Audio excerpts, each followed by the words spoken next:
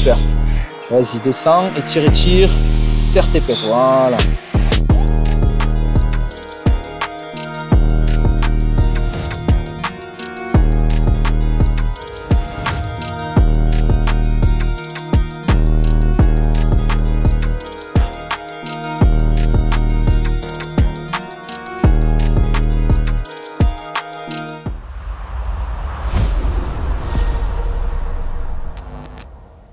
Salut les amis, j'espère que vous allez bien. Aujourd'hui, je suis avec Nabil Takali.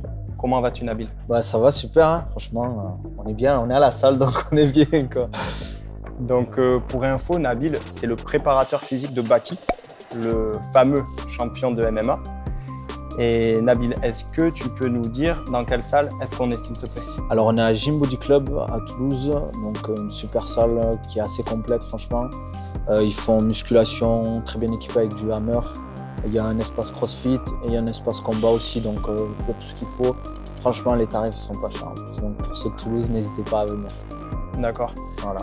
Merci beaucoup. Et je voulais savoir comment est venue ta première rencontre avec Baki et comment t'es venue l'opportunité d'être son préparateur physique. Alors c'est marrant, en fait l'anecdote elle est marrante parce qu'il m'a contacté une première fois sur Twitter et moi je ne lui ai pas répondu. En fait, je l'ai zappé parce que je reçois beaucoup de messages vu que j'ai du monde dessus. Je l'ai un peu boycotté, on va dire. Il m'a envoyé un message et là on a commencé à discuter parce qu'il avait besoin en fait d'une prépa carrée, parce qu'il faisait déjà une préparation de son côté. On lui avait fait un programme, on a discuté ensemble. Moi je lui ai dit ce serait bien de partir sur ça, de modifier quelques trucs. Et il m'a dit bah, si t'es chaud on bosse ensemble. Et c'est marrant parce que quand on reparle de ça, il me dit ouais, la première fois tu m'as pas répondu parce que je t'ai pas connu et tout. En fait c'est juste qu'il avait une photo de profil et je savais même pas qui c'était en fait, tu vois. Donc voilà, c'est comme ça qu'on s'est mis en relation sur les réseaux, sur Twitter. C'est pour ça que je dis que la force des réseaux sociaux maintenant, elle est importante et il faut l'utiliser. Voilà. D'accord. Et toi, ton boulot, c'est quoi? T'es coach sportif du coup? Ouais, je suis coach sportif et préparateur physique. La différence, on va dire, la préparation physique, c'est plus le sport de haut niveau, entre guillemets. Mais on peut faire de la préparation physique sans être sportif de haut niveau. Je te donne un exemple. Quelqu'un qui veut courir un marathon, il n'est pas professionnel, il n'est pas sponsorisé. Il a besoin d'une préparation physique pour se préparer au marathon. Mais ça va être plus ça. Tandis qu'un coach en musculation, ça va être tu veux gagner de la force, tu veux gagner un muscle, tu veux perdre du poids, tu veux être en meilleure santé seulement. C'est plus ça du coaching sportif. On va vraiment, la préparation physique, s'adapter à la discipline pour être le plus performant possible le jour de la compétition ou à l'entraînement. D'accord. Voilà. Concernant Baki, ouais. Tu penses quoi de son évolution? Déjà de son évolution et de son implication dans sa carrière? Franchement, c'est un athlète qui sait super le suivre parce que en fait, tu lui dis un truc, il va le faire. Il ne va même pas poser de questions. Après, il faut toujours, bien évidemment, ce qui est important, c'est de lui expliquer pourquoi on le fait parce que l'adhésion, c'est important. Tu dis à un athlète de faire une chose, et si elle ne comprend pas pourquoi elle le fait, elle va mettre moins d'implication et tu auras moins de résultats forcément. Et franchement, moi, je l'ai vu évoluer, que ce soit physiquement, en termes de combat, en termes de mental aussi. Il est très mature pour son âge et il continue à évoluer. C'est ça qui est impressionnant, c'est qu'il vient à peine de faire 22 ans. Il a la maturité de quelqu'un de 35-40 ans, quoi. Que ce soit dans le sport ou dans la vie de tous les jours. Il a une vision de la vie, du sport. C'est un peu ce que je parle souvent en fait, des athlètes qui vont vraiment réussir. Après, tout peut arriver, mais ils ont le facteur X un peu. Et lui, je pense qu'il a le facteur X. Sans lui jeter des fleurs, c'est pas parce que c'est mon athlète, mais je le vois la différence avec les autres. Franchement, après, comme je dis, tout peut arriver. Voilà. D'accord. Et ensuite, toi, est-ce que tu t'entraînes en MMA? Ouais. Ici à Toulouse, je suis au Tactical Fight Team, donc gros big up à la salle. C'est une super salle, elle commence à exploser de fou. Ils ont changé de local d'ailleurs. Ouais, ils ont 3 salles maintenant à Toulouse. Rue du Midi, vers la cartoucherie et l'autre c'est je crois la Reinerie. Et franchement ils sont impliqués dans plein de projets. Ils ont des super coachs, il y a énormément de monde. Franchement là les cours sont pleins. Bon, je pense que les sorts du MMA aident, mais ils ont fait un taf de fou. Franchement, ils s'impliquent énormément. Donc, il y a un bon niveau, donc c'est cool. Et je m'entraîne avec eux, je crois, depuis 1 an et demi. Pour le MMA, je m'entraîne avec eux depuis 1 an et demi, ouais. Mais sinon, après, j'étais dans d'autres salles à côté, quoi. D'accord. Donc, voilà. leur coach, c'est Quentin Arola, Exactement. Johan Salvador, Ouais. Axel Birbès et Mathieu Chaumont, c'est Ouais. ça? Maintenant, ils sont 3, je crois. Il n'y a plus Mathieu parce que je crois qu'il est dans une autre salle. D'accord. Mais ils sont 3 et ils ont recruté en fait une petite équipe aussi qui gère pas mal de choses à côté, des jeunes coachs, etc. Donc, mais principalement, ouais, c'est eux qui gèrent maintenant. D'accord. Donc voilà, franchement, super équipe, top. Et je pense qu'ils vont aller très loin. Ouais, je pense aussi. Dans quelques années, on en parlera comme peut-être deuxième ou premier meilleur club de France. En tout cas, en amateur, ils ont explosé. On verra en pro plus tard ce que ça donne. D'accord, Voilà. super. Merci. Et toi, s'il y a des gens qui sont intéressés pour des coachings privés, des programmes ou autres, est-ce que c'est quelque chose que tu fais pour une personne, admettons un particulier Ouais. qui te contacte? Et si oui, comment te contacter? Ça, je le fais. Sur les réseaux Ouais, sociaux, je principalement, ouais, sur les réseaux sociaux, sur Instagram, je pense que c'est le plus simple. Donc, c'est comme ça qu'on me contacte aussi généralement. Après, ici, des fois, à la salle, on me contacte. Mais je fais aussi des coachings au particulier, j'en ai encore. Et j'aime bien avoir les deux parce que ça change aussi. Personnellement, je préfère la préparation physique à haut niveau. Mais de temps en temps, gérer quelqu'un qui veut perdre du poids, être en forme, etc. Ça fait aussi plaisir parce qu'il y a aussi une certaine fierté de voir la personne réussir, atteindre ses objectifs et de la voir satisfaite. Ça fait plaisir. C'est pour ça qu'on fait ce métier quand même. C'est pour les gens, c'est pas pour nous. D'accord. Voilà. Faut aimer les gens pour faire ce métier. C'est important, je trouve. D'accord, ça marche. Voilà. Et ensuite, est-ce que tu as des sponsors, des partenaires? Est-ce que tu es affilié à des marques? Je n'ai pas de sponsor, pas de partenaire, que ce soit dans un complément alimentaire, rien. Je n'ai pas de partenaire parce que j'ai souvent refusé parce que souvent, au niveau des sponsors ou des partenaires, moi, en fait, il faut vraiment que je croie au produit, pas juste pour me faire, entre guillemets, de l'argent ou quoi que ce soit. Il faut vraiment que le produit, je l'utilise pour moi. Si je veux, entre guillemets, me dire, OK, ben, les gars, prenez ça. Je ne vais pas vendre un truc que moi, je n'utilise pas. Ça, c'est pour moi, c'est vraiment trop important. Voilà. D'accord. Et du coup, est-ce qu'on peut revenir sur quelque chose? Déjà, je remercie la salle Gym Body Club Ouais. de nous prêter les locaux quand même pour pouvoir tourner cette vidéo. Est-ce qu'on peut s'attarder un peu sur la salle sans trop saouler les gens, entre guillemets, mais qu'est-ce que tu peux nous dire sur cette salle? Après, on pourra peut-être la visiter un peu. Bien sûr. Mais... Franchement, moi, j'aime bien. En fait, à l'origine, c'est une grosse salle de bodybuilding. On le verra peut-être sur les machines. C'est super bien équipé. Je crois qu'elle a 15 ans, peut-être, la salle, je crois. Avant, c'était tout petit. Il y avait juste cette partie-là, des tatamis. Après, ils ont réussi à racheter toute cette zone-là. Ils ont mis un vrai espace musculation. Franchement, il y a un bon niveau, que ce soit les gens qui viennent s'entraîner, que ce soit aussi en crossfit ou en combat. Et je trouve que c'est assez complet. La personne, elle veut faire des sports de combat, elle peut faire du grappling, du MMA, du kickboxing. Elle veut faire des cours de crossfit, elle peut. Et elle peut en même temps faire de la muscu ou son cardio. Et franchement, la salle, elle est vraiment, pour le prix, c'est vraiment top quand même. Moi, j'y suis là, c'est pas pour rien. En plus, ils connaissent quand même un peu le sport. Par exemple, un truc tout simple, mais que les gens ne sont peut-être pas au courant. Mais par exemple, si tu veux coacher à Basic Fit ou à Fitness Park, il faut que tu payes un loyer. Et un loyer assez onéreux. Des fois, ça peut être 600, 800 euros par mois. Ici, on me laisse. Je n'ai pas besoin de payer de loyer. La personne, elle paye son abonnement ou elle paye sa séance et je peux la coacher. Ils ne prennent rien de tout ça. Et ça, il y en a quelques-unes qui le font à Toulouse, mais c'est rare. Et ça, c'est une chance en tant que coach quand même de pouvoir travailler dans ces conditions parce que tu ne fais pas coach pour devenir riche. Donc en plus, si on te prend un loyer à chaque fois, franchement, c'est un truc. Moi, tu vois, je ne comprends pas les coachs qui payent des loyers. Des fois, ils n'ont pas le choix. Mais si c'est volontaire, je trouve ça un peu... T'imagines, on te prend 800 euros de loyer pour travailler, tu as ton loyer pour le boulot. À la fin du mois, tu as intérêt à vraiment faire des coachings dans la journée. Et pour ceux qui connaissent le métier, tu ne peux pas faire 10 coachings dans la journée. Ça te demande trop d'énergie, trop d'implication. Tu vois, il faut de l'énergie, il faut de l'attention, il faut être concentré sur ton athlète ou sur ton client. Et tu ne peux pas te permettre d'avoir une dizaine de coachings ou 8 coachings dans la journée. Un jour, j'ai fait 5 coachings dans la journée. J'étais vraiment fatigué. Je me dis, je ne peux pas faire ça tous les jours. C'est pour ça que j'essaie de limiter de faire 3-4 grammes max par jour. Ça suffit si tu bosses bien. Après, je fais du suivi à distance. J'allais te demander. Ouais. Donc, je fais du suivi à distance. Ça me permet aussi quand je suis en déplacement ou en vacances, ou par exemple, là, je vais partir à Dubaï, je perds tous mes coachings. Donc, ça me permet quand même d'arriver, d'avoir un petit revenu, le temps de récupérer des coachings là-bas. Et aussi, c'est une autre façon de travailler parce que les gens vont dire, ouais, mais c'est pas optimal. Mais je te donne un exemple. Quelqu'un qui à l'autre bout de la France, il n'a pas forcément un budget pour payer un coach, d'avoir 3-4 séances, et bien la personne elle me contacte, je lui fais un suivi ou un programme et elle peut s'entraîner de son côté. C'est sûr, c'est toujours mieux d'avoir un coach avec soi dans n'importe quelle situation. Mais il faut les moyens aussi. Et ça reste un gros budget. Tout le monde n'a pas le budget d'avoir un coach 3-4 fois par semaine.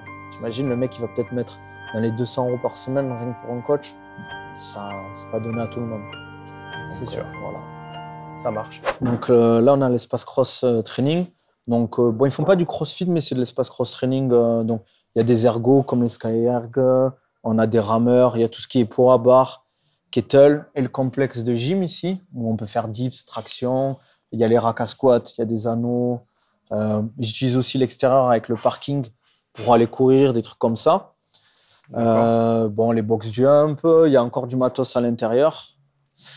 Là, il y a l'espace combat. Donc, avec tatami, bon, il y a un sac de frappe. C'est assez simple, mais honnêtement, je le dis souvent, ça suffit, entre guillemets, pour faire du grappling. Tatami, ça suffit. En plus, il y a les murs avec, pareil, les protections, etc. Il y a des cours de MMA, des cours de kickboxing. Donc, ouais, voilà, ça, c'est l'espace combat. Là, il y a l'espace cardio. Donc, avec tapis, bon, il y a un rameur, il y a des elliptiques, vélo, il y a un escalier. Donc, ça, c'est plus l'espace cardio. Donc, ça, c'est utilisé aussi en général. Il y a tout ce qu'il faut, entre guillemets, hein, pas besoin de plus. Ce qui manquerait, c'est des assaut bike pour l'espace cross-training, mais bon, c'est pas très grave. Et là, on a l'espace muscu. Je pense que c'est le truc vraiment, le gros point positif de la salle aussi, c'est que c'est super bien équipé. Toutes les haltères ici, ça va jusqu'à 60 kg, donc c'est déjà pas mal. Donc voilà, on a les charges libres, on a des machines. C'est du hammer principalement qu'ils ont. D'accord. Donc c'est du bon matos, le hammer. C'est reconnu comme être du bon matos. Voilà, ils ont tout ça, ils ont deux Smith machines, il y a encore 2 racks à squat là-bas, il y a tout ce qui est travail de développé ici, double poulie vis-à-vis, plein de machines. Bon là on est plus sur tout ce qui est bras, dos, là on va être plus sur pec, épaules. Là, un peu encore travail d'épaule. Là, on est plus sur les jambes avec du linear hack squat, presse oblique, presse horizontale aussi, avec un peu un travail incurvé, un hack squat classique. Et là-bas, il y a encore 2 racks à squat. D'accord. Franchement, elle est super bien équipée. Hein. Là, encore travail de dos. Il y a tout ce qu'il faut. Franchement, pour s'entraîner, je trouve que c'est le top. Et en plus, vous le voyez, bon, là, on est en milieu d'après-midi. C'est pas la guerre. À 18 h, il y a un peu plus de monde, mais c'est jamais au point de te dire « je peux pas m'entraîner là ». Donc, c'est ça qui est cool. Franchement, et puis, il y a une bonne ambiance dans la salle. Donc, franchement, elle est top. Moi, je m'entraîne ici en plus. Il y a d'autres salles bien à Toulouse, mais celle-là, elle est vraiment top pour le prix en plus. Et il y a accès à tout, quoi. Il y a un prix, il y a accès à tout et c'est pas énorme. C'est 39,90 €. Franchement, pour un abonnement par mois pour avoir accès à la muscu, au cours de cross-training et au cours de combat, c'est pas un énorme budget, tu vois. Donc, c'est sûr. Avec ou sans engagement? Bonne question. Ça, je pourrais pas te dire. Je pense qu'il y a un engagement quand même. C'est peut-être plus cher s'il n'y a pas d'engagement. Mais voilà, franchement, top la salle. Ouais, très très bien. Tu veux qu'on commence ou quoi? Ouais, super. Allez. Alors, déjà, tu nous as prévu quoi aujourd'hui? Comme je te disais tout à l'heure, on va faire plutôt un travail haut du corps parce que tu m'avais dit que tu avais un petit souci au pied, donc on va plutôt travailler le haut du corps aujourd'hui. On va faire un travail d'agoniste-antagoniste, donc on va travailler plutôt principalement les pecs et le dos. Et ce que j'aime faire quand on n'a pas trop le temps, c'est un peu travailler un superset. C'est-à-dire qu'on va travailler un exo-pec, puis on va travailler après un temps de récup, un exo-dos. Ça nous permet en fait d'enchaîner, de perdre un peu moins de temps. D'accord. Voilà, et de pouvoir garder l'intensité au niveau du travail. Parce qu'on va avoir un exo-pec, donc c'est cette phase-là, un temps de récup, un exo-dos, un temps de récup, un exo-pec. Donc ça va te faire peut-être dans les 3-4 minutes de récup. Donc tu vas pouvoir mettre de l'intensité à chaque fois sur les exercices et ça te fait gagner du temps aussi. Ok. Voilà. Le seul désavantage de ce type d'entraînement, c'est qu'il faut que tu aies les machines disponibles à chaque fois. Ici, j'en profite parce qu'il n'y a pas grand monde. On va travailler comme ça. Là, on commence avec l'échauffement, un peu d'aérobie, un peu de cardio histoire de se chauffer. Okay, et après, on attaque. Super, merci. Allez. Tu me dis si par contre tu as une douleur à l'épaule ou au cervical sur un exercice. Faut pas hésiter. Ça va le faire. Ouais. Normalement. Si tu me fais pas faire de burpees, ça va aller. Non, t'inquiète. Je te laisse attaquer sur l'elliptique un peu. Ouais, ça marche. Hop. Donc, peu importe, ouais, tu peux aller là si tu veux. Installe-toi. Hop, hop. Donc, ouais, commence à pédaler un peu. Ouais, voilà. Et là, tu vas mettre départ rapide, tu mets niveau 5 ici. Voilà. Tu Ouais, veux que je garde plutôt, mes je mains ici préfère ou que là? tu mobilises aussi le haut du corps. Ok. En ce moment, tu t'entraînes ou pas alors? Ou pas trop? T'as pas le Ah temps? non, j'ai pas le temps et tu sais, avec toutes les douleurs et tout, là, c'est un Ouais, peu compliqué. ok. Mais en fait, il faudrait que je m'entraîne de manière régulière. Même Ouais, si je fais doucement et que je fais peu, c'est mieux que de rien faire. exactement. C'est ce que j'allais te dire. Il vaut mieux y aller doucement, faire ton truc, que de rester entre guillemets sans rien faire. Et ça va en plus accentuer un peu cette sensation de douleur que tu auras parce que ton corps, il va un peu devenir feignant. Tu vois, le fait de rien faire, c'est pas bon. Il est naturellement feignant, ton organisme. Donc, si tu t'entraînes pas un peu, ben, ça va être de pire en pire. C'est pour ça que le sport, c'est important. Donc, dès que tu peux, il faut essayer de se libérer du temps et, euh, et de prendre le temps, parce que ça reste aussi ta santé, quand même, le sport, que ce soit le sport, la nutrition, le sommeil, ça reste ta santé. Pour moi, c'est primordial. Donc, il ne faut pas se dire, bon, c'est pas très grave si pendant 3-4 mois, je ne fais pas du sport. Moi, ça te crée une routine, tu vois. Moi, maintenant, le sport, ça fait partie de ma vie. Si je ne m'entraîne pas, je ne vais pas dire que je ne vais pas être bien, mais je me dis, c'est dommage, tu vois. C'est quand même important. C'est comme bien manger ou bien dormir, tu vois. Donc, dès que tu peux, c'est Ouais. de t'y mettre, quoi. Après, il faut que tu aies un objectif. C'est important aussi quand tu fais du sport d'avoir un objectif, comme tu me disais, court, moyen, long terme. Court terme, ben, c'est, on va dire, sur le mois. Moyen terme, on va dire, c'est sur l'année. Et long terme, on va dire, sur 2-3 ans, comment tu veux être. C'est quoi tes objectifs? Soit c'est de la compétition, soit c'est juste te sentir mieux, soit c'est faire un marathon ou faire une Spartan Race. Tu vois, ça peut être tout bête, mais voilà, quoi. Donc, c'est important même pour la motivation d'avoir des objectifs. En fait, j'ai déjà des objectifs Ouais, à long terme. C'est pas encore totalement défini, mais à court et moyen terme, oui.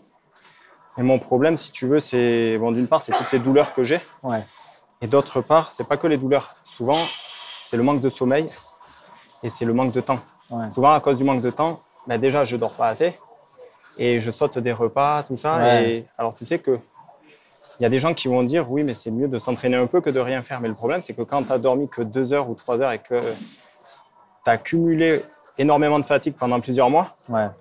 tu peux pas forcément faire ce que Non, tu veux. c'est pas possible. C'est pas forcément productif de s'entraîner. Et ouais, c'est pour ça, c'est compliqué. Ouais. Après, ça dépend du mode de vie de chacun, quoi. C'est ça le problème. C'est pour ça que déjà, la base, pour moi, ça serait même pas l'entraînement qu'il faudrait que tu gères, ça serait le sommeil. Déjà, la priorité, Ah, c'est j'en ai d'avoir. conscience. Voilà, J'en ai d'avoir. conscience. Bah, tu le sais, ça, c'est normal parce que ça se ressent. Tu dois être très fatigué. Le fait de bien dormir et d'avoir un sommeil d'une durée assez importante, ça va changer ta vie. Et après, derrière, quand tu auras géré ça, après, je sais que par rapport à ton boulot, par rapport à tout ce que tu as à faire, c'est pas évident. Mais la santé, ça reste pour moi la base des bases. Et après, petit à petit, tu pourras retrouver du temps pour t'entraîner. Après, s'entraîner déjà 3 fois par semaine, c'est déjà bien. S'entraîner, je parle en salle de sport. Mais tu as d'autres façons de faire du sport. Tu vas faire un peu de marche dehors, un peu de vélo. Tu évites de prendre les transports, entre guillemets, si ça te permet de marcher 20 minutes au lieu de prendre la voiture pour juste faire 5 minutes de voiture alors qu'en 20 minutes tu le fais. Ça reste du sport. Tu vois, et c'est important quand même. Mais priorité, ça reste le sommeil. C'est sûr. C'est trop important. Après, je le dis à tout le monde. La marche, j'en fais beaucoup quand même. Ouais, Mais bon, ça n'a pas les mêmes effets qu'une bonne séance de muscu. bien sûr, c'est pas pareil, évidemment. Mais si je te dis entre rien faire et faire de la marche, autant faire de la marche, quoi. Bien sûr. Ça a plein de bienfaits. Et la muscu, quand tu pourras en refaire, que tu auras le temps, là, tu t'y mettras et tu feras des vraies séances et tu auras tes résultats que tu voudras, tu vois. Mais pour le moment, il faut faire les priorités, quoi. C'est sûr. Bah écoute, on va voir déjà. Ouais, on va faire encore une minute, là. Malgré mes problèmes de santé et mes douleurs, Ouais, on va voir. Là, mon objectif, c'est de prendre.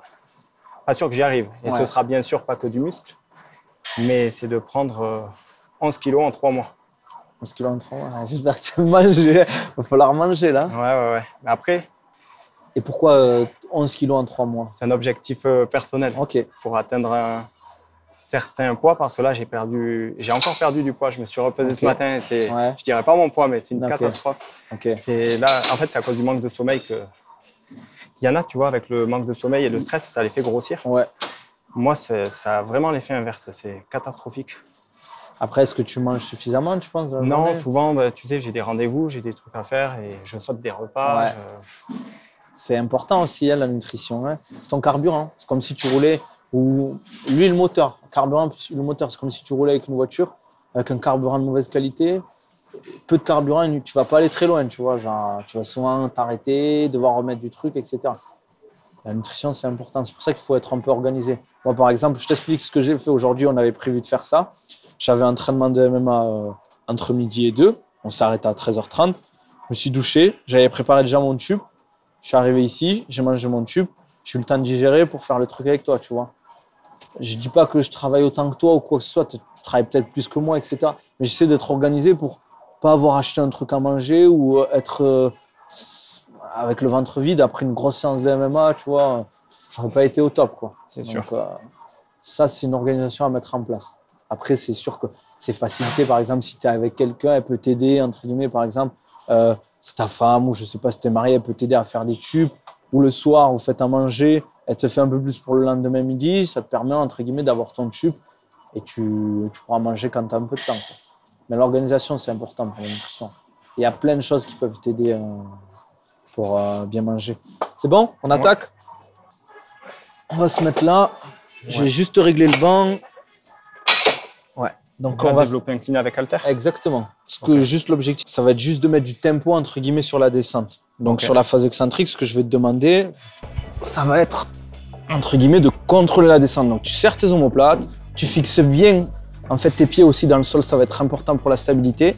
Et tu contrôles sur 3 à 4 secondes la descente, tu mets la vitesse à la montée. Essaie de maximiser ton étirement, ok? Et tu mets la vitesse quand tu montes. Okay. Pourquoi je te dis de mettre du tempo?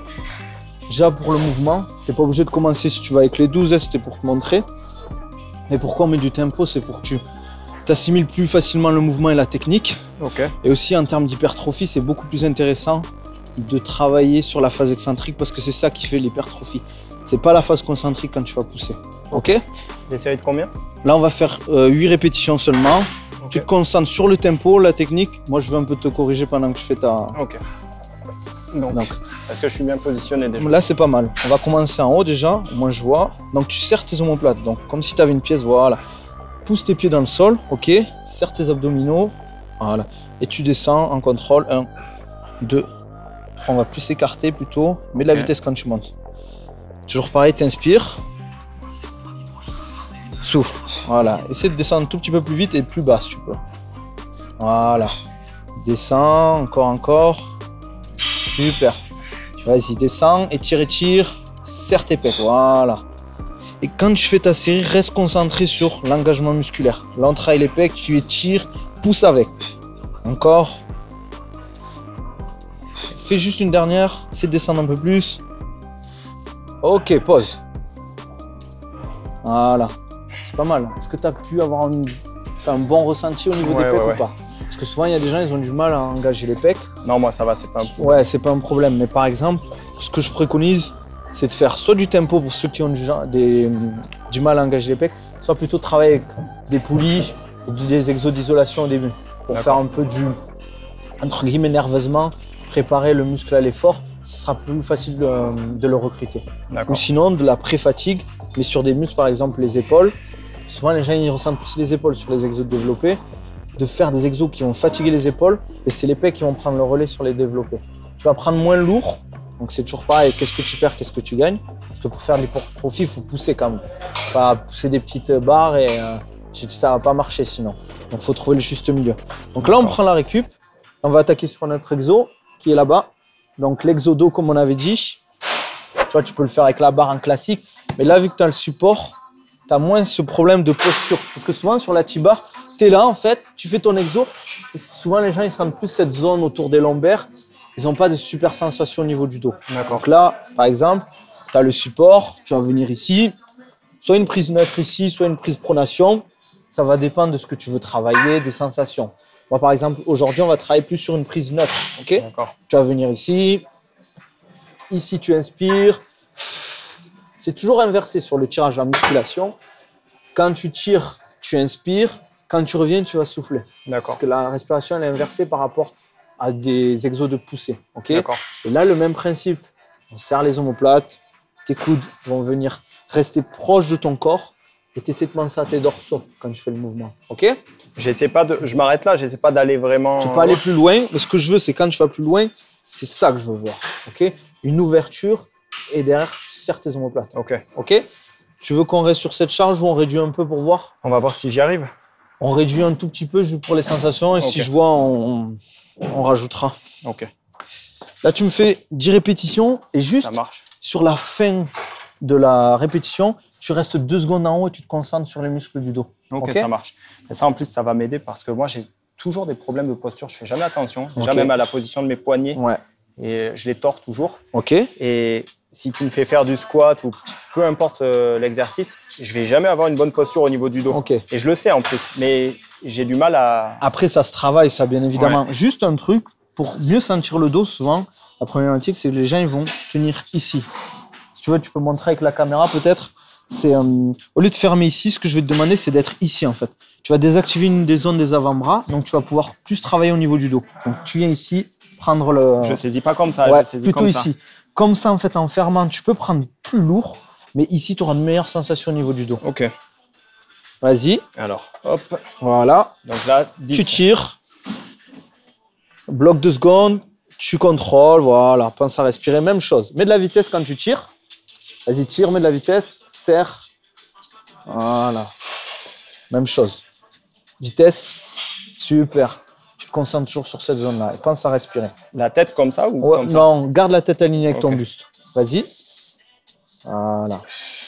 Pense bien à serrer ici. Hein. Et tu penses toujours à tes muscles du dos.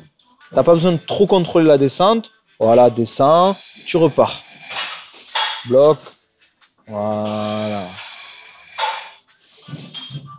Super. OK. Pause. Est-ce que tu as senti, tu as une bonne sensation au niveau du dos? Ouais, je sens. À quel niveau tu l'as le plus senti? Alors, un petit peu là. Ouais, donc les dorsaux. Et un petit peu derrière. Les fixateurs d'omoplate. Donc, tu vois, c'est des petites techniques. Tu vois, le fait de bloquer 2 secondes en fin d'amplitude, ça te permet de, nerveusement, entre guillemets, de relier, en fait, tout ça. Parce que, pareil, le dos, il y a des gens, ils ont du mal à le recruter, à le sentir. Donc, ces petits trucs comme ça te permet de mieux ressentir le dos. D'accord. Voilà. J'ai une question. Dis-moi. Au niveau de l'angulaire de l'omoplate à droite, ouais. Donc ça s'appelle aussi l'élévateur de la scapula, c'est ça? Exactement. En fait, l'une de mes douleurs principales, elle est là. À ce niveau-là. On m'a déjà fait une infiltration et là, on va m'en refaire une autre. OK. Et si la douleur ne passe toujours pas, on va m'en refaire une autre avec un produit plus fort. Ouais. Et après, on me conseille l'opération si ça passe pas. Mais bon, l'opération, je suis pas chaud du tout. Et justement, est-ce que les douleurs ne pourraient pas en partie, pas totalement, mais en partie venir d'un manque de mobilité et de masse musculaire au niveau de ces muscles-là? C'est possible. Souvent, quand tu as des douleurs, des fois, c'est que le muscle il est trop faible et qu'il y a un autre qui doit compenser. Et à force d'être sursollicité, d'ailleurs, souvent, les blessures, c'est des blessures d'usure. Les blessures un peu tendineuses où tu as mal sur le mouvement, c'est plus des blessures d'usure. Là, c'est pas un choc ou quoi que ce soit. C'est plus en fait le fait soit d'être sursollicité ou soit parce qu'en fait, tu as du mal à l'activer. Vu qu'il est trop faible, ben, en fait, il s'use rapidement et tu as vite des douleurs. Moi, je suis pas trop fan de tout ce qui est infiltration ou opération. Moi non plus. Si vraiment tu as mal, je comprends, bien évidemment, il faut soulager la douleur, il ne faut pas que ça t'empêche de vivre, etc. Et moi, l'objectif, ce que je te dirais, c'est plutôt de t'orienter vers un très bon kiné du sport qui maîtrise en fait cette zone-là ou un posturologue, parce que ça peut venir aussi d'un problème. Je vois les deux. Et pour tout te dire, même le nouveau kiné que je vois depuis quelques mois, c'est le kiné titulaire de l'équipe de France de gymnastique. D'accord. Il est vraiment excellent. Okay. Mais même s'il me soulage, ça revient systématiquement. Et après, ça peut venir de plein de choses. Tu vois, je te donne un exemple. Moi, j'avais énormément de douleurs au cervical avant. C'était vraiment tout le temps, tu vois. C'était chronique, etc. Ça partait, ça revenait. En fait, je suis allé voir un médecin du sport. Il m'a orienté vers une posturologue. On a fait plein de tests, etc. On a mis en place des prismes. C'est des lunettes, entre guillemets. En fait, c'était des prismes. Ça permet de faire de la rééducation au niveau des yeux. En fait, moi, la problématique, c'est que mes yeux, quand ils voient un objet, par exemple un verre sur la table, rien que pour faire le focus, entre guillemets, autour de l'objet, ça demandait énormément d'énergie. Ça me fatiguait et en fait, ça redescendait, entre guillemets, ici. Avec les prismes, ça m'a rééduqué les yeux et maintenant, j'ai plus ces douleurs-là. On a fait aussi un travail au niveau des pieds On a fait des tests au niveau de la mâchoire parce qu'en fait, c'est des capteurs qui sont importants. Que ce soit le pied, les yeux et la mâchoire, c'est super important. Et depuis, en fait, j'ai plus ces douleurs. C'est juste, en fait, avec une petite rééducation des jeux, des petites semelles, et depuis, ça va mieux. Et le pire, c'est que j'ai gagné en force grâce à ça. Parce qu'en fait, mon système nerveux se fatigue moins à gérer, en fait, tout ça. J'ai moins de perdition de force via ma posture. D'accord. Voilà. Au pire, je t'enverrai le contact si tu veux. Ouais, bien sûr. Ça allez. m'intéresse. On attaque sur notre exopec. Au niveau du placement, en soi, c'est simple. Il faut juste que tu essaies d'être aligné entre guillemets coude, poignet et épaule. Tu vois, si tu es comme ça ou comme ça, tu n'auras pas de super sensation. Ok? Je te laisse juste t'asseoir pour régler peut-être. On va peut-être juste lever un peu le siège. Ouais, voilà. Et peut-être un peu réduire la charge. Mets 15. Attends, je teste juste pour voir. Ouais, teste un peu au niveau de la charge. Ok, ouais, ça devrait Essaie de faire juste une rep complète pour voir. Est-ce que la prise, elle est bonne? Ouais. Juste toujours, ce qui est important, c'est de pas trop forcer sur le grip. Tu vois, tu peux tenir, mais ne force pas à 100% sur ta poigne. Ok. Ce qu'on va faire là, ça va être, tu vas me faire une série. Ok. Tu vas faire 10 répétitions. Au niveau de la charge, tu me diras combien de reps de réserve tu aurais pu faire. Ok. Ok. Vas-y, fais 10 répétitions. Pense à souffler. Reste bloqué un peu? Non. Là, fais juste souffle. Voilà. Souffle. Super. Pense toujours à l'alignement. Serre tes omoplates.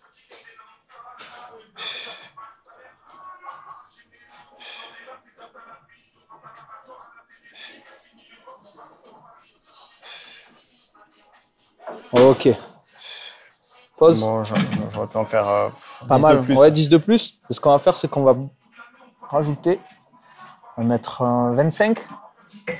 Ce qu'on va faire, là, par contre, je ne vais pas en faire. Non, les 10, je ne vais pas les faire. Non, tu ne vas pas faire 10. L'objectif, c'est de faire dans les 6 à 8 répétitions. Okay. Quand tu as fini, moi, je vais réduire la charge. Tu fais 6 répétitions.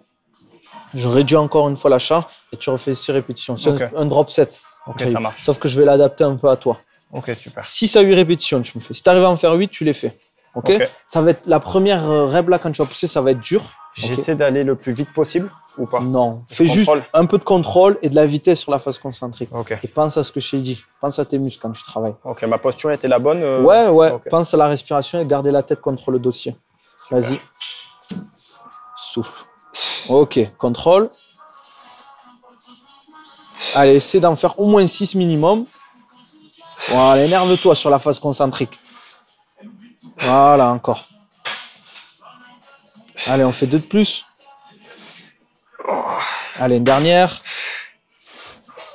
Ok, pause. Allez, je vais réduire un peu. Ouais, tu peux juste réduire d'une clavette là. À 20, tu mets.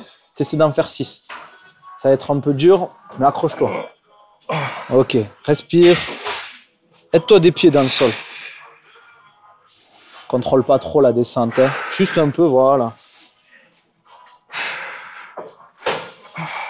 Allez, énerve-toi. Juste une dernière. Si ça passe pas, ok, relâche. On essaye à 15, 6. Place-toi bien, gaine bien et tu vas. Allez. Pas trop de contrôle. Allez, pousse. Allez, donne tout. Je vais t'aider sur les dernières. Allez. Pousse. 3 de plus. Allez. Encore. Pense à tes pecs toujours, même avec la fatigue. Ok. Merci et désolé. Non, t'inquiète. En fait, tu sais quoi, c'est les triceps et les épaules. Les épaules qui ont fatigué rapidement. Ouais. J'ai plus l'habitude, du coup, ça. Ouais, ça fatigue vite. Après, c'est des protocoles. Là, c'était pour plus que tu testes, etc. Mais bien pour sûr. Un débutant, je t'aurais pas fait faire ça, entre guillemets, pour une vraie séance, entre guillemets.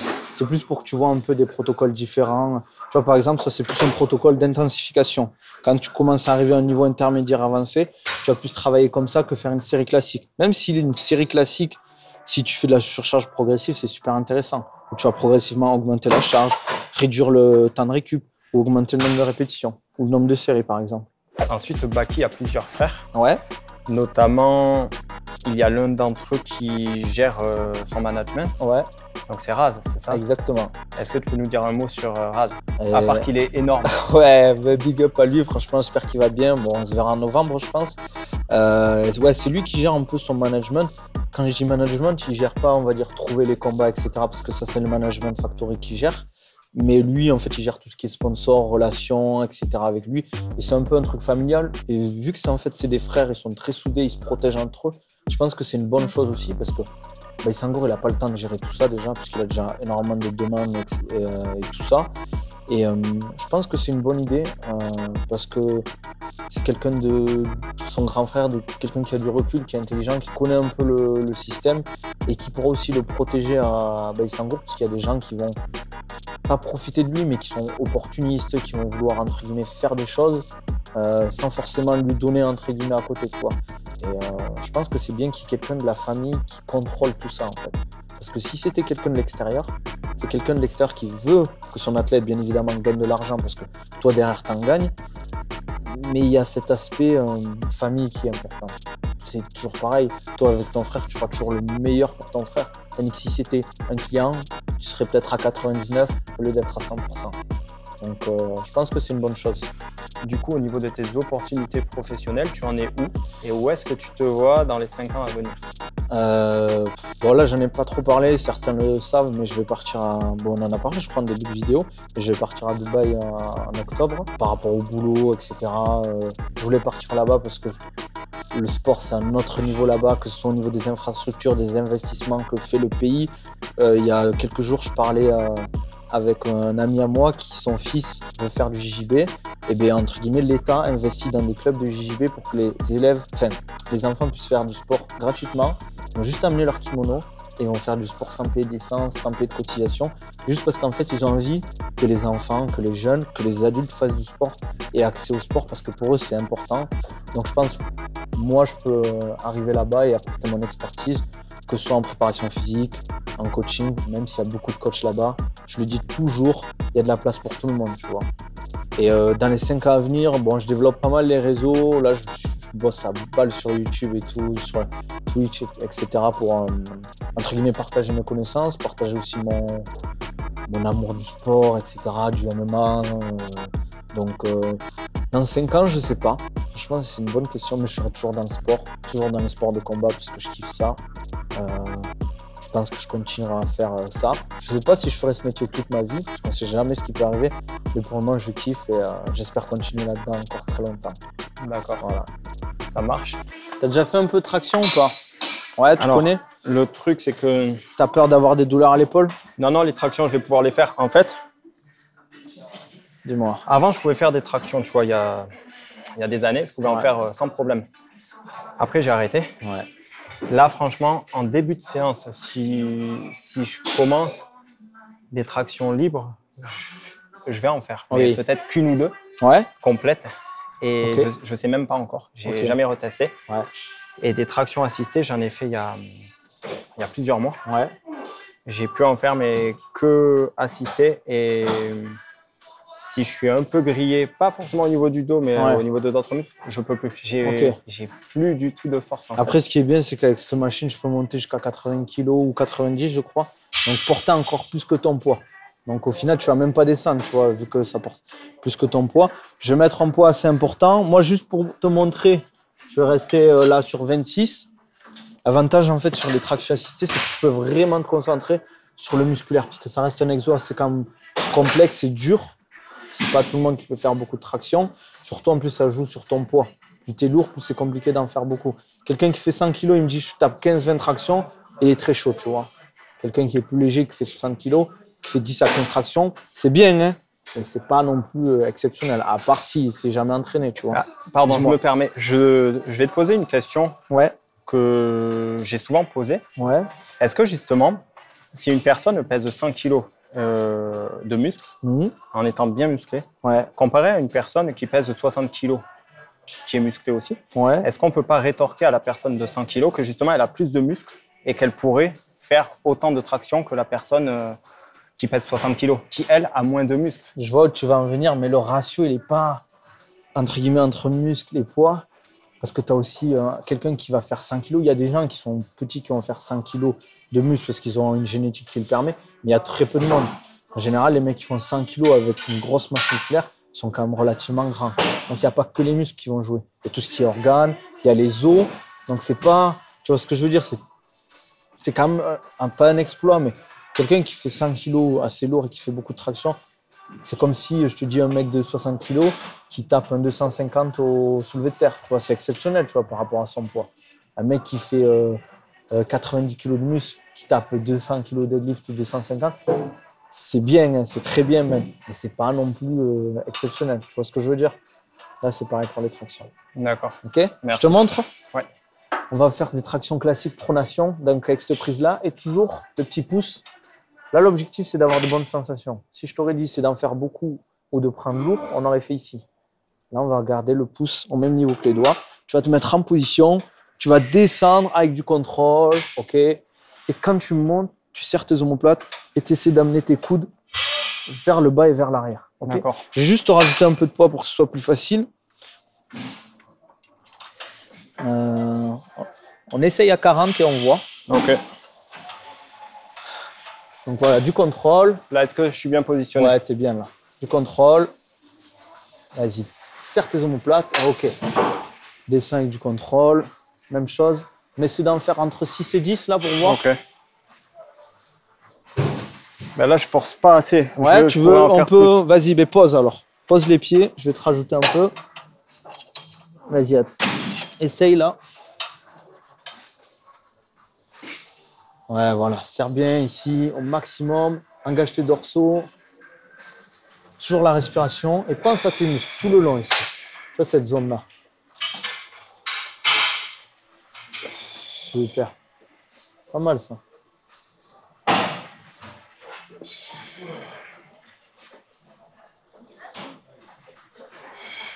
On en fait une dernière.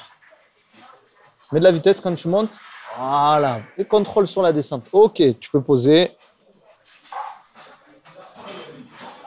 Voilà, cette machine-là est intéressante parce que ceux qui ont du mal avec les tractions, tu peux travailler progressivement. On aura enlevé du poids et puis petit à petit, on serait passé sur du poids du corps. Et ça te permet déjà de bosser le mouvement, d'avoir cette sensation-là parce que les tractions, c'est un super exo pour la prise de muscle, pour la prise de force, etc. C'est top. En plus, c'est un truc que tu peux faire partout, comme les pompes. Tu es à la plage, tu vois un truc, une barre de traction, tu peux aller faire des tractions. C'est pas comme un soulevé de terre où il te faut une barre, des poids, etc. C'est bon, tu as une bonne sensation là ou pas? Ouais, super. Allez, merci. on attaque. Là, on va faire un écarté à la poulie sur le banc. C'est-à-dire, en fait, tu vas faire ici l'écarté en utilisant le banc au lieu d'être debout. Ok. Toujours pareil, quand tu es debout, tu as la composante posturale qui va jouer. Tu vas devoir être bien gainé. Tandis que là, tu as juste à t'allonger, à faire le mouvement et tu vas pouvoir te concentrer sur les pecs. Ok? D'accord. Je te montre. Quel poids 7,5? Mais 7,5 là, juste pour te montrer. Juste, ce qui est important sur cet exo, c'est quand même d'être bien aligné, entre guillemets, au niveau du buste et des poulies. Là, on va faire le même principe. Quand tu vas être en haut, tu vas bloquer. Ok? C'est-à-dire, tu vas te mettre en position. Tu bloques 2 secondes. Tu contrôles. Tu bloques 2 secondes. Et tu vas faire ce petit mouvement que je fais là. Regarde. Je repose à chaque fois ou pas? Comment ça? Tu remets. Je fais en sorte Ouais, tu fais en sorte. Okay. Quand tu es en haut, regarde mes poignets, ce qu'ils font. Ça un peu. Tu vois, je reste pas là. Je vais ici, okay. En fait, ça va te forcer à... Je mets vers l'intérieur. Exactement, comme si tu voulais amener tes paumes de main ici. J'exagère okay. Pour que tu comprennes. Donc, tu viens ici, tu bloques et tu contrôles, okay. Toujours. Et tu penses à tes muscles. Et quand tu es en haut, serre tes pecs à fond. D'accord, ça Allez, marche. Merci. Je te mets 5-5. Ouais. Si je vois que tu es à l'aise, on rajoute. Donc là. Exactement. Vas-y. Tout en haut, essaie de tendre un peu plus les bras, serre tes pecs, voilà, tu reviens. Et là, je ramène les mains comme ça. Exactement. Tu repars direct. C'est d'avoir quasiment une tension continue. Tu reviens, repars, souffle. Serre tes pecs un peu plus. Super. Encore. Contrôle. Souffle. Quand tu remontes. Tends un peu plus. Si tu sens que ça devient trop dur, tu me dis on réduit. Hein. Ok. On réduit un peu? Ouais, vaut mieux. Vas-y. Allez. Attends, je fais l'autre côté. C'est pas que je peux pas lever, mais je vais plier les bras. Tu vas pas avoir de bonnes sensations. C'est pas le but. Vas-y, repars. Voilà, et serre tes pecs. Contrôle. Même chose, repars direct. Super. On fait encore 3, vu qu'on a réduit. Repars. Souffle. Tu descends. Souffle. Super ça. C'est bien, Anto. Allez, une dernière. Tu serres les pecs à fond. Serre, serre, serre, serre, serre, serre, serre, serre, serre. Ok. Super. Stop ça. Est-ce que tu as eu de bonnes sensations ou pas? Ouais. Bon, après, c'était pas parfait parce que j'ai un peu plié les bras. Ouais. Mais bon. Parce qu'avec la difficulté, c'est pour ça que des fois, ça sert à rien de trop charger, de vouloir mettre trop lourd. Si derrière, entre guillemets, tes sensations ne sont pas bonnes. Surtout en musculation, tu vois, où c'est super important. Tu sens le muscle travailler. Au début, ça prend du temps, mais ça marche bien. Et ensuite, ta plus grande fierté jusqu'à présent en tant qu'entraîneur, c'est quoi? Ma plus grande fierté, je sais pas si j'ai des grandes fiertés. En fait, c'est des petites fiertés qui s'accumulent. Tu vois, des fois, je suivais un gars, il était un surpoids de fou. Il a réussi, bon, pas grâce à moi, parce que c'est lui qui travaille, mais je l'ai aidé, entre guillemets, à atteindre ses objectifs et ça a changé complètement sa vie. Avant, c'est compliqué pour lui, rien que de marcher quelque temps. Maintenant, il peut courir, il peut faire du sport. Et ça, même lui me l'a dit, ça a complètement changé ma vie. Quand tu reçois des messages comme ça, tu te dis, toi, ce métier, il est incroyable. Parce que je ne vais pas dire que je sauve la vie des gens, je ne suis pas médecin, mais c'est jamais ce qui aurait pu lui arriver plus tard. Il aurait pu avoir des problèmes de santé et en mourir plus tard. Et là, il peut faire ce qu'il veut, il peut faire le sport qu'il veut, il peut aller faire des randos, il peut aller nager et tout. Avant, il ne pouvait rien faire tout ça, quoi. Et ça, c'est des petites fiertés qui te font, en tant que coach, qui te font plaisir. J'ai pas de grande fierté. J'ai pas de... Pour le moment. Après, on ne sait jamais. Peut-être si Baki un jour il va à l'UFC, ce que je lui souhaite, ça sera une grande fierté de l'avoir accompagné, d'avoir fait le chemin avec lui, entre guillemets. D'accord. On n'y est pas encore. On va travailler. Un jour. Un jour. Ça marche. Et ensuite, ton plus grand rêve en tant qu'entraîneur, c'est quoi? En tant qu'entraîneur, d'une part, et dans ta vie, d'autre part. En tant qu'entraîneur, je pense qu'une ceinture UFC, ça serait bien. D'accompagner un athlète à la ceinture UFC, ou plusieurs même. Mais ça, je pense, en termes de sport, ça serait ça. Et moi, personnellement, c'est que partager, en fait, entre guillemets, de transmettre des valeurs du sport qui sont importantes. Entre guillemets, quand on parle de moi, pas forcément je parle de notoriété et tout, c'est que les gens ils se disent ouais, ils partagent de bonnes valeurs, c'est un bel exemple entre guillemets.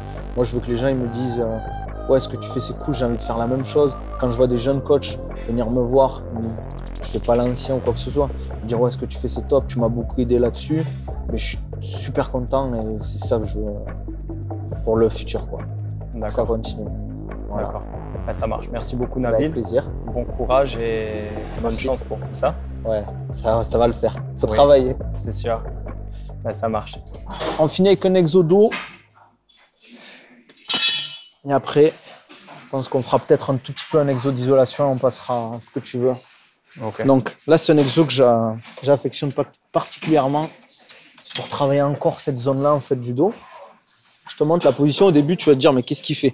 On va se mettre en position de chevalier servant ici. OK? D'accord? Donc, tu vas voir, ça étire bien cette zone, mais ça étire surtout cette zone au niveau du dos.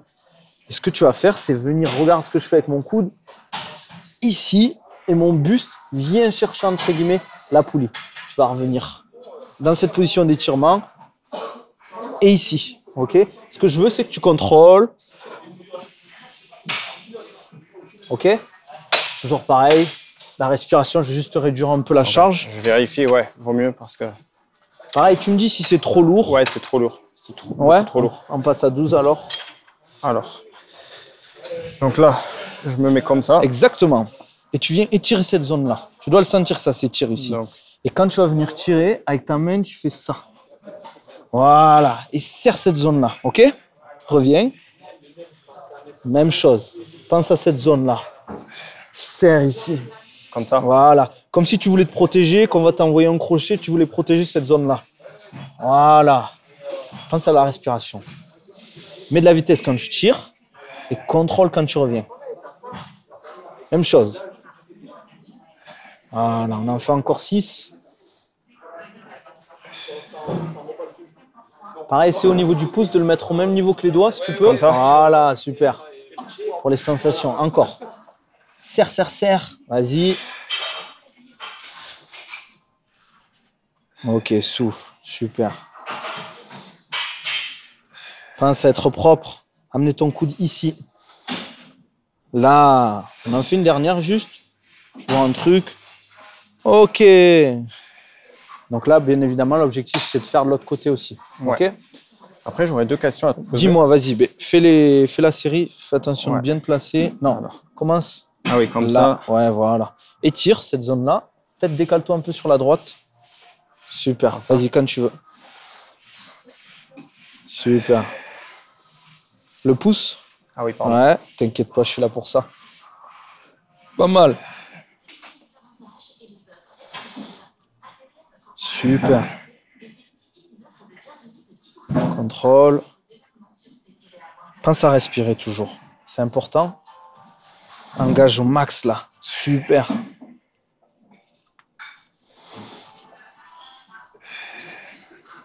Ça va? Enfin, on m'excuse. Ouais. Super ça. Faisais encore 3. Avance un petit peu peut-être. Comme ouais, ça. Voilà. Là. Une dernière. Ok. Et tu relâches. Fais toujours attention. Ok. T'as une bonne sensation là ou pas? Ouais, je le sens un peu. Ouais. Mais ça, c'est un exo que j'aime bien en faire pour toujours pareil, travailler le dos et travailler en unilatéral. Parce qu'on a beaucoup travaillé en bilatéral. Tu vois, on a travaillé à chaque fois les 2 bras, que ce soit sur la poussée ou le tirage. De temps en temps, c'est bien un peu d'intégrer de l'unilatéral pour les sensations et vraiment se concentrer et éviter qu'il y ait trop de déséquilibre aussi. Tu avais 2 questions, je crois? Ouais, 2 questions. La première, il y a certains coachs qui préconisent de faire par exemple 3 fois 20 minutes ou 3 fois 30 minutes d'entraînement par semaine. Ouais. Est-ce que tu penses qu'avec ça, on peut prendre de la masse musculaire? Enfin, on peut en prendre, mais Oui. Mais est-ce que c'est optimal? Est-ce que c'est optimal? Est-ce qu'on ne va pas être limité? Pour un débutant, c'est bien, mais si tu es confirmé, est-ce que si tu ne cherches pas juste à t'entretenir, mais vraiment à prendre de la masse, est-ce que ça va être… 2 à 3 fois par semaine? Ouais, on va dire 3 fois 30 minutes. Franchement, pour moi, c'est pas optimal quand même. 30 minutes, c'est léger. Après, ça dépend de ce que tu appelles 30 minutes. Si tu parles du cœur de la séance ou de l'échauffement, etc. Parce que moi, j'intègre toujours l'échauffement en fait, dans l'entraînement. Moi, je trouve que c'est quand même limité. Pourquoi en fait se dire… Après, il ne faut pas trop en faire non plus. Il faut trouver le juste milieu. C'est une question de balance en fait. Si tu fais pas assez, ton corps, il va se dire il me fait travailler 3 fois par semaine. Tranquille, quoi. J'ai 4 jours après, on va dire, pour récupérer, tu vois. Il faut quand même mettre du volume. Il faut quand même mettre de l'intensité si tu veux des résultats. D'ailleurs, toutes les études le diront, même les gens expérimentés te le diront. Tu regardes les body, bon, il y a tout ce qui est… bien évidemment, c'est un autre level, les bodybuilders, quand ils s'entraînent. Mais là, je parle plus de la muscu, on ne parle pas de préparation physique. Il faut quand même passer du temps à l'entraînement. Tu fais 2 séances 3 fois ou 3 fois dans la semaine, 30 minutes. Ça te fait 1h30 d'entraînement dans une semaine. C'est pas grand-chose au final. Tu vois, c'est très léger même. Peut-être que tu as des gens, ils auront des résultats. Mais j'aimerais bien que tu me montres quelqu'un qui a un physique de fou, qui s'entraîne 3 fois dans la semaine, 30 minutes. Vraiment, et qui me montre son planning. Qui a bâti son physique comme ça. Exactement. Voilà. Je ne connais pas. Voilà. Je connais des gens qui le font aujourd'hui, mais je ne suis pas sûr qu'ils aient bâti leur physique voilà, comme ça. Exactement. Après, si toi, ça te correspond dans ton entraînement, que tu te sens en bonne santé, que tu as des résultats et que ça te va très bien, continue comme ça. Mais je trouve que c'est léger. Ah non, moi, par exemple, si je devais vraiment être à fond, c'est pas assez, quoi. Surtout qu'en plus, il faut le dire, quand tu mets de l'intensité dans une séance, tu as des gros temps de récup quand même. Tu ne peux pas pousser lourd et te dire je fais 1 minute 20 de récup. Je te mets un squat lourd sur 6-7 reps. Je te dis on repart dans 1 minute 30. Je te jure, tu ne repars pas la même charge. Ou en tout cas, si tu repars, tu vas lâcher la barre, tu vas vomir ou quoi que ce soit. Tu vois. Si tu veux de l'intensité, il faut un peu de temps. Tout simple. Tu regardes les powerlifters quand ils s'entraînent, c'est une autre discipline, bien évidemment. Eux, ils travaillent plus la force, le nerveux, la technique. Ils ont des entraînements très longs. Les bodybuilders, ils ont des entraînements plus courts, mais ils s'entraînent plus de fois dans la semaine. Parce qu'ils travaillent différemment. Des fois, ils font des bis-entraînements. Le matin, ils vont faire du cardio. Le soir, ils vont plus faire muscu ou inversement en fonction des gens. Donc, il faut du temps, surtout si tu veux bâtir un vrai physique. Si tu veux des résultats, c'est dans tout. Un mec qui fait un forgeron, tu lui dis va forger 3 fois dans la semaine 20 minutes, ça va prendre du temps pour qu'il soit très bon. Tandis que si le mec, il passe, c'est un exemple pour que tu comprennes, mais s'il passe du temps dans sa forge, c'est en forgeant qu'on devient forgeron. Tu vois, donc, voilà. D'accord. Après, en fait, j'ai pas qu'une autre, mais 2 autres questions. Dis-moi. Tu connais Frédéric Delavier? Oui. Michael Gundil, Oui. Frank Ropers. Ouais. Alors, eux parlent de la série unique. Ouais. Est-ce que, bon, la série unique, je pense que ça fonctionne, mais après, ça doit dépendre de la fréquence à laquelle tu le fais. Est-ce que, justement, tu as déjà vu des gens devenir très musclés avec la série unique et en faisant que ça? Moi, personnellement, non. Et je me dis, pourquoi, en fait, te limiter à utiliser juste un outil pour progresser? C'est comme si chez toi, tu veux bricoler, tu veux rénover ta maison, tu as une caisse à outils, tu as plein d'outils, tu vas te dire, je vais faire ça avec un tournevis. Non, tu as un marteau, tu as une scie, tu as une visseuse, tu profites de tous ces outils pour aller plus vite et optimiser et faire du vrai boulot, tu vois. Genre, ça te fait gagner du temps, la série unique. Mais honnêtement, j'ai du mal à voir, en fait. Je dis pas que ça marche pas, mais tu te limites, entre guillemets. C'est comme si quelqu'un qui veut se dire, moi, je vais faire que du poids du corps.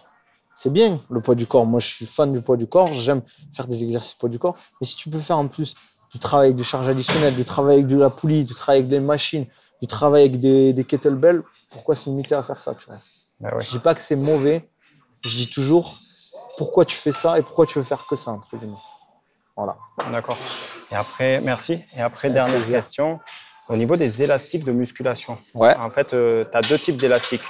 Tu as les bandes élastiques. Oui. Là. Attends, je vais te montrer sur mon téléphone. Ouais, mais je vois avec un peu les poignets comme ça, là, peut-être, tu veux dire? Les Ouais. élastiques avec des poignets, etc. Il y a ça, ou il y a les autres qu'on trouve plus classiques, là, un peu plus épaisses, plus Oui. larges. Alors, celles qui sont plus épaisses et plus larges, celles qui sont vendues à Decathlon ou par Thibaut InShape ou Alex Ouais. Levent et tout, c'est bien, mais j'aurais du mal à croire qu'on puisse vraiment développer la masse avec ça. Et en plus, au niveau des exercices, tu es limité avec ce genre d'élastique. Par contre, celle avec les poignets un peu comme ça, Ouais. j'ai été très surpris. Je te jure que j'y croyais pas. Je dis pas que c'est valable pour tout, Ouais. mais admettons pour bosser les cuisses, j'en doute. Mais admettons pour les bras ou même le dos, Ouais. ça reproduit, mais c'est pas à 100% la même sensation, mais ça peut reproduire le travail fait sur une poulie, par exemple. Et il y a la marque Smart Workout qui est très bien. Je ne sais pas s'il y a d'autres marques, mais... Je ne suis pas spécialiste des marques là-dessus. Je vois un peu les produits sur lesquels tu veux parler. Ça reste utile. Ce qui est bien, c'est que tu pars en vacances, tu peux toujours les utiliser. Tu es souvent en déplacement, tu vois quelqu'un qui est commercial, il part une semaine, il veut s'entraîner à l'hôtel. Faire ça, c'est bien. Mais c'est toujours pareil. Pour moi, c'est si tu n'as pas le choix ou que tu n'as vraiment que ça actuellement. Bah oui. Mais au bout d'un moment, tu sais, c'est vite lassant, entre guillemets, de travailler avec les mêmes outils. C'est comme le poids du corps. C'est sympa quand il fait beau, tu t'entraînes dehors. Mais au bout d'un moment, tu en as vite marre de faire que des pompes, des tractions ou à la limite des dips, tu vois.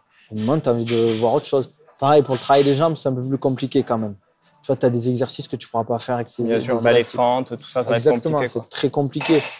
C'est un outil parmi tant d'autres que tu peux utiliser dans ta panel d'outils. Pareil, en coaching, ça peut être utile. Tu fais du coaching à domicile, c'est toujours intéressant d'avoir ce type de... Surtout que c'est pas lourd. Tu vas pas ramener ta barre de 20 kg et des poids de 5 kg à chaque fois dans la voiture, c'est pas pratique. C'est bien, des fois tu as de bonnes sensations en plus, mais ça reste un outil. Et est-ce que tu as déjà vu des gens devenir très musclés qu'avec des élastiques?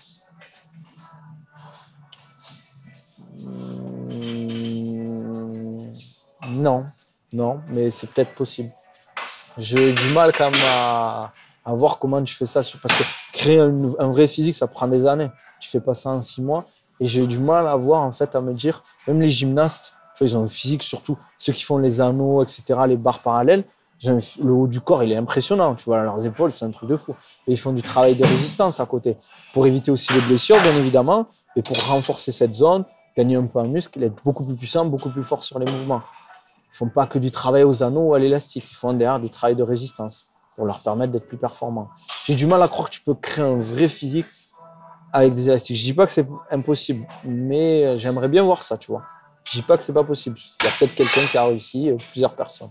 Moi, je pense que sur certains groupes musculaires, c'est possible. Le dos, par exemple, ou les bras. Le dos, biceps peut-être. Pec, biceps, triceps, épaules, je pense que oui. Ouais. Pas avec n'importe quel type d'élastique, encore une fois. Si évidemment. tu prends ceux vendus par Thibaut InShape ou Alex Levent, moi, je pense que tu vas être très vite limité. Si tu prends Smart Workout ou tout ça, je pense que tu peux. Après, le bas du corps, là, j'ai un peu plus de doute quand même. C'est toujours pareil, c'est comme pour le poids du corps. C'est difficile quand même de créer un vrai physique sur les jambes avec du poids du corps. Parce que, au bout d'un moment, il faut quand même des charges pour mettre, entre guillemets, de la difficulté dans les jambes. Bien Donc sûr. ça va être vite limité à ce niveau-là. Ouais. Et puis, c'est pareil. Si tu bosses tes biceps au poids du corps qu'avec des tractions Ouais. ou avec des élastiques, oui, tu vas faire du curl avec les élastiques, effectivement. Si tu rajoutes de la résistance, tu vas prendre. Bien Mais sûr. pourquoi ne pas prendre une barre Z ou des haltères aussi en complément, comme tu dis? Exactement, c'est toujours pareil. C'est pourquoi se limiter à un truc alors que tu peux en avoir plusieurs. Si tu n'as pas le choix, c'est top, c'est mieux que rien. Mais si tu as le choix, profite de tout ce que tu as. En plus, même au niveau lassitude, tu sais, au bout d'un moment, tu entraîné toujours avec les mêmes outils, ça te saoule. Avec le confinement, ça a été un problème. Les gens ils faisaient beaucoup d'exos au poids du corps. Au bout d'un moment, ça les a saoulés et j'ai arrêté de s'entraîner à cause de ça. Parce qu'ils en avaient marre de faire du poids du corps. Il y a des gens, ça les dérange pas, mais il y a des gens, ça va vite les saouler. Voilà. D'accord. Bon, Bon, ça marche. on a fini, je pense qu'on fera pas Ouais. l'exo d'isolation. Je Ok. pense que ça va faire beaucoup quand même au niveau de la séance. J'ai pas envie de trop te tuer. Et voilà, c'est un type de séance que tu peux faire en superset. Tu fais un exo pec, tu prends la récup, tu fais un exo dos, tu prends la récup, tu fais un exo. Tu refais l'exo pec, tu fais ça sur 3-4 séries et ça te permet de gagner du temps. Et de D'accord. mettre de l'intensité parce que tu as des grosses récup à chaque fois. Et sur le volume, c'est moins intéressant sur du travail de volume par exemple. Voilà. Je voulais faire un petit challenge, je crois. On va aller là-bas, alors. Ouais, vas-y, on va là-bas. Merci. si tu veux. Bon, alors, je précise pour le challenge, j'ai pas fait de gainage depuis très, très longtemps. Ouais. Avant, j'étais très fort, Ok. mais vraiment très fort. Mais ça, c'était avant. Maintenant, ça doit être... Fort comme Catastrophique. Didier Deschamps, genre 1 heure de planche. Non, ça, non. Non, mais 5-6 minutes, je tenais, quoi. Ouais, c'est pas mal déjà. Le Si on parle là, maximum si tu que veux. j'ai tenu, c'était 7 minutes. Ouais. Et je crois que j'avais 14 ans, mais c'est vraiment le max que j'ai tenu. Ok. Bon, mais je vais devoir alors vider mes poches pour être plus performant. Non, t'inquiète, franchement, Non, j'en je ai pas rigole. fait depuis longtemps. Et je suis très nul maintenant. Ouais. Donc, enfin, très nul, j'en sais rien puisque j'en ai pas refait, mais je vais vite souffrir, je vais très vite trembler. Ouais. Et je vais devoir tricher puisque j'ai mon problème au pied. Bien Donc, sûr. au lieu de me mettre comme ça, je vais me mettre Ouais. comme ça. Ok. Sinon, ça va me faire mal. Donc, Tu veux qu'on voit les fondamentaux de la planche ou on attaque direct? non, on peut voir les fondamentaux Ouais. parce que... Ce qui est important en fait souvent sur les exo-abdos, que les gens ils négligent pour avoir de bons résultats, c'est déjà en fait d'engager toute cette zone du centre du corps. Ça va être d'engager le périnée et d'engager le transverse. Ça, il faut le faire sur tous les exercices normalement, mais encore plus sur les exo-abdos pour avoir de bonnes sensations. Comment tu fais? Tu aspires un peu ton nombril et comme si tu voulais aussi te retenir d'aller aux toilettes. Tu verras que si tu le fais là naturellement, tu vas sentir quelque chose qui s'active dans cette zone et en fait, ça va te permettre de mieux engager les abdos. Et surtout, quand tu fais ta position de planche, il faut que tu sois fort de partout. C'est-à-dire qu'il ne faut pas juste que tu sois ici dans cette zone. Non, tu es fort au niveau des bras, tu es fort au niveau des jambes, des fessiers et des abdos. Si par exemple, tu viens me pousser sur le côté, je ne suis pas censé tomber sur le côté. Tu vois, si tu es relâché, tu me pousses, je vais me renverser sur le côté. Ça, c'est important. Parce qu'un exo de gainage, on pense aux abdos, mais le gainage, c'est tout le corps. Si tu veux être vraiment gainé, c'est tout le corps qui doit s'activer. Que ce soit en foot ou même en muscu, si tu as un gainage fort, tu seras plus performant parce que tu seras moins déstabilisé par les charges. D'accord. On attaque? Attends, je teste juste pour voir. Donc là, Stop. est-ce que je suis bien positionné? Ouais. Toujours pareil, là, il faut que tu sois gainé un peu ici, cette zone-là, et gonfler le dos. Ok, alors ça devrait aller malgré mon Ouais. problème au pied, ouais. D'ailleurs, si tu as mal, tu te replaces, même si tu dois poser les genoux pour te replacer. Il n'y a Ok. pas de souci, c'est pas la guerre. Hein. Ok. Bon, tu vas me battre. Mais bon. Non, peut-être pas. Hein. Je suis pas très bon là, ces exos. Quand tu veux. Allez, go. Allez.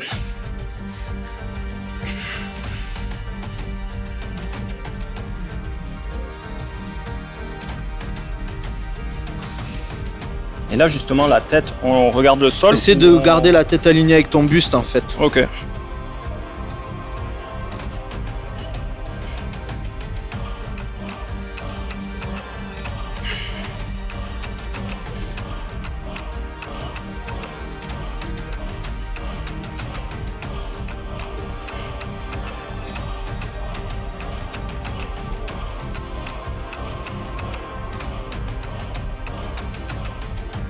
Pas tenir longtemps. Ah ouais, allez, essaie de t'accrocher alors. Essaie de pas penser à ça. Pense à autre chose, reste gainé, tu penses à autre chose. Respire aussi.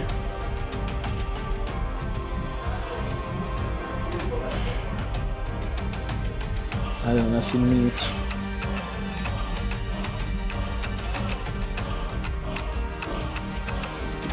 Allez, accroche-toi. Fais le max que tu peux.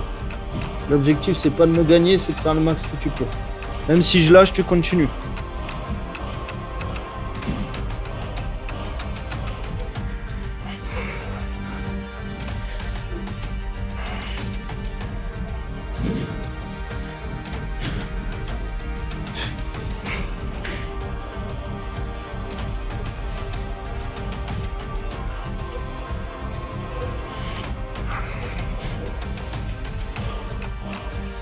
Allez, on est presque à 2 minutes.